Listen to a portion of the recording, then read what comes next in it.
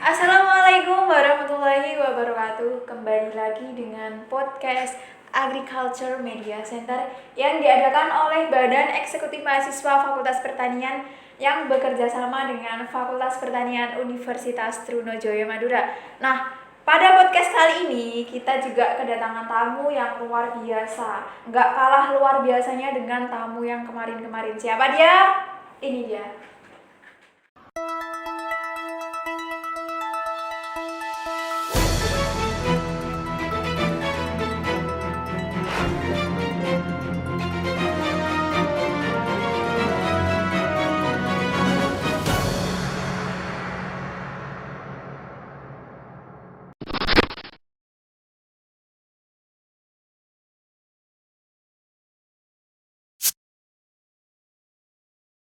Ya, selamat pagi Kak. Selamat datang. Silakan duduk. Iya, misi. Ya. Silakan dipakai hand sanitizer-nya iya, Kak. Biar protokol kesehatan ya? Iya, kita mematuhi protokol kesehatan. Oke. Wah, wangi. Iya. Sebelum berbincang-bincang, boleh dong Kak maskernya dilepas biar boleh. berbincang-bincangnya lebih enak gitu. Bismillahirrahmanirrahim. Oke. Sebelum berbincang-bincang lebih dalam, sebelum kita membahas sesuatu yang lebih dalam, alangkah baiknya kalau kita perkenalan dulu nih Kak. Perkenalkan, saya Heni Lestari selaku moderator yang akan memimpin jalannya podcast pada hari ini. Silakan Kak perkenalan. Perkenalkan saya Argin Firmanto Diaftara, biasa dipanggil Argin. Saya berasal dari Surabaya. Saat ini saya sedang belajar di Universitas Trunojoyo Madura S1 Agribisnis. Dan saat ini saya sedang menjabat menjadi Ketua Umum Himpunan Mahasiswa Agribisnis Pertanian periode 2021. Wah, luar biasa sekali, Ketua Umum Himpunan Agribisnis. Nah, aku pengen tahu nih lebih jauh tentang agribisnis itu seperti apa. Kalau boleh tahu nih Kak, Kakak kan dari Surabaya. Alasan Kakak untuk mengambil prodi agribisnis di Universitas Trunojoyo itu apa Kak? Soalnya ya, setahu saya di Surabaya itu kan banyak kampus nih, banyak banget kampus, dan kampusnya itu juga terdiri dari program studi yang bermacam-macam. Kenapa kok harus agribisnis UTM Kak? Jadi pertama kali memang niatnya itu sebenarnya bukan memilih jurusan agribisnis nih. Dulu saya suka karena di SMA saya lumayan suka mengenai lingkungan dan juga sedikit matematika. Nah, saya itu ingin masuk di jurusan teknik lingkungan dan juga PWK atau perencanaan wilayah di kota-kota. Nah, karena saya juga orangnya aktif dan suka mengorganisir gitu loh. Makanya saya pikir tuh PWK itu seru gitu loh. Nah, namun mungkin memang tidak jodoh ya, karena di SNM ditolak. Ditolak di SNM, kemudian daftar SBM. Jurusan ketika daftar SBM itu baru saya mencari informasi mengenai program studi. Nah, saya mencari informasi mengenai prodi-prodi yang khususnya basicnya itu di alam gitu loh. Sekarang saya juga suka di alam tuh, seperti pertanian. Nah, di pertanian carilah dan ketemu agribisnis. Di SBM itu saya daftar agribisnis 2 kali. Yang pertama agribisnis UPN, yang kedua baru agribisnis UTM atau Universitas Trunojoyo Madura. Nah, namun sayang sekali juga, mungkin memang takdirnya, bukan sayang sekali sih, memang mungkin takdirnya atau rezekinya di sini. Jadi yang keterima di sini. Oke, jadi awalnya itu pengennya di perencanaan wilayah kota. Karena emang menyukai alam dan Allah menakdirkan untuk di agribisnis. Jadi dari penolakan itu Kak, mungkin itu adalah rencana terbaik dari Allah. Ya, Selanjutnya amin. nih Kak, sebagai ketua umum yang periode sekarang, alasan Kakak untuk berani mencalonkan diri sebagai ketua umum periode 2021 itu apa Kak?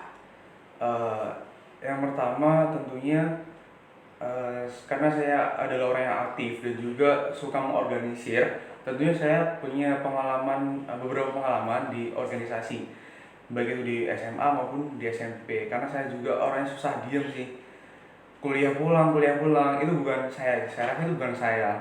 karena saya suka yang aktif dan juga saya percaya diri atas kemampuan yang saya punya. Saya berani mencalonkan diri dan ingin membuat agribisnis menjadi lebih baik lagi gitu, dengan memberikan inovatif dan inovasi-inovasi baru gitu. Wah, mantap. Wujud kecintaan kakak itu luar biasa menurut saya. Terus nih kak, uh, agribisnis itu seperti apa kak? Jadi agribisnis, kalau kebanyakan orang mengira pastinya karena agribisnis ada di Fakultas Pertanian, pasti agribisnis itu mencangkul, menyawa, nandur gitu kan kebanyakan kan. Iya. Namun saya rasa sedikit banyaknya persepsi seseorang itu kurang benar sih.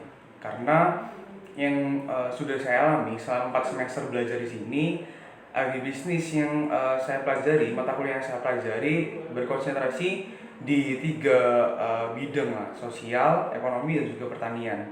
Khususnya kurang lebih 80% itu kita mempelajari sosial ekonominya malah, saya rasa. Jadi mata kuliah yang paling banyak kita konsentrasinya di ekonomi dan sosialnya.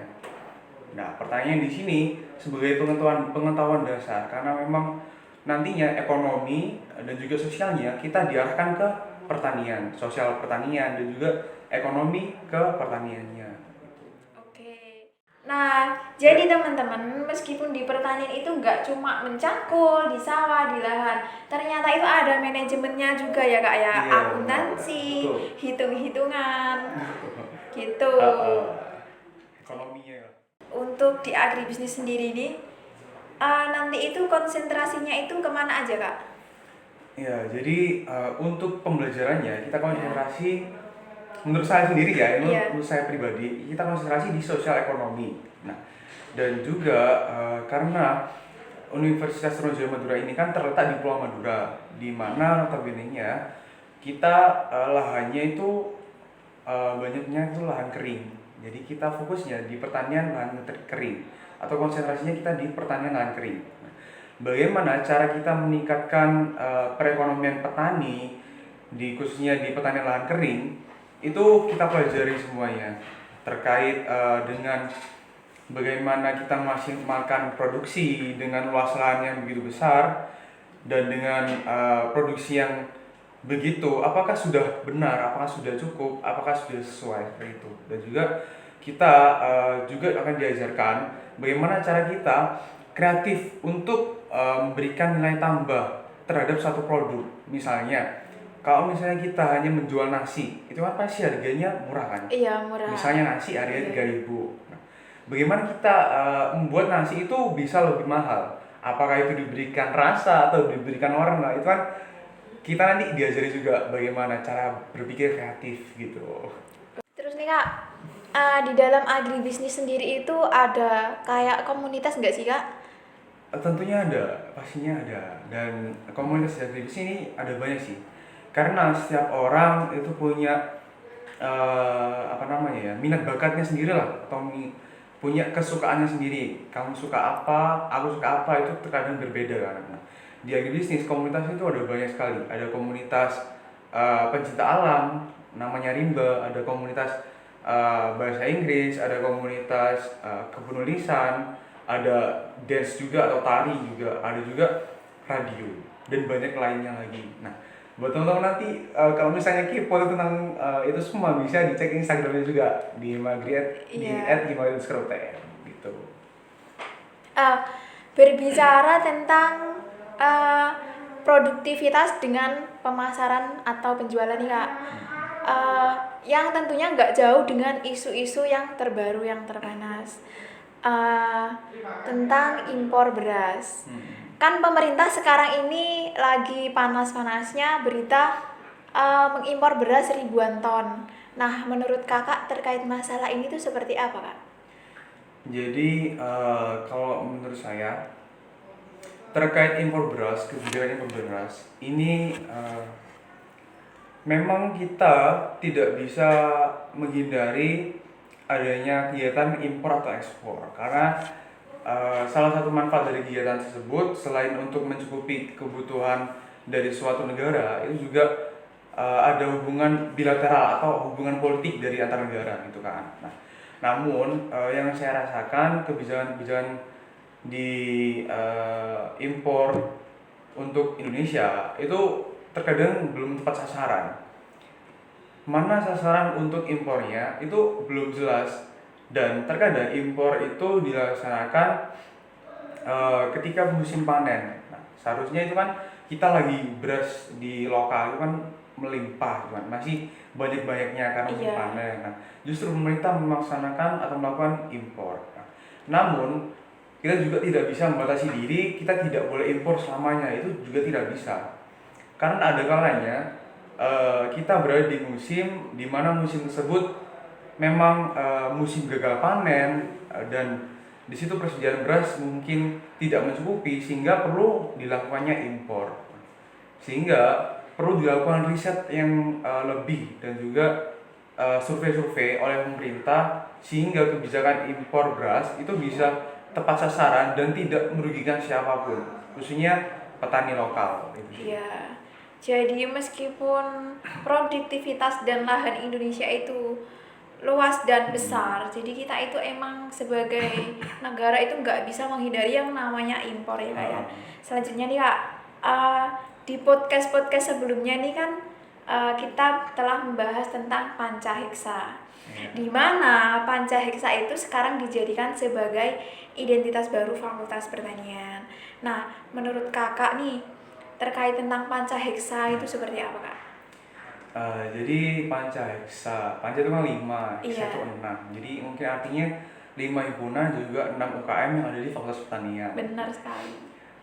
Dengan adanya panca heksa ini diharapkan teman-teman ormawa sekalian, khususnya mahasiswa di Fakultas Pertanian ini bisa menjalin tali persaudaraan kembali yang sebelumnya uh, sudah renggang dikarenakan mungkin adanya pandemi karena tidak bisa bertemu, nanti ketika bertemu mungkin lupa ini siapa namanya dan sebagainya.